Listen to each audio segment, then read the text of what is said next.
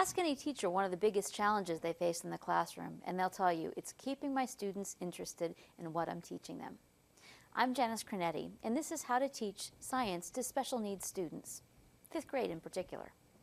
Well, the thing about teaching science is that science is all around us, and science, when it's taught well, can be really fun.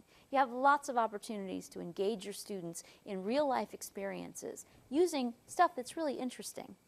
For instance, if you're near a beach, or if you have access to some shells, it's a great way to talk about nature's adaptations and how different animals have different ways of keeping them alive. It gives the students the opportunity to hold the shells, look at the shells, touch the shells. It's great for your kids that are hands-on or kinesthetic learners. There's simple things that you can use like litmus paper and common chemicals like vinegar and household bleach to look at something like pH and how one chemical varies from another chemical. You might even go to a local veterinary office or a local doctor's office and ask them for some models. Again, things that your students can hold and really examine. Get their curiosity going.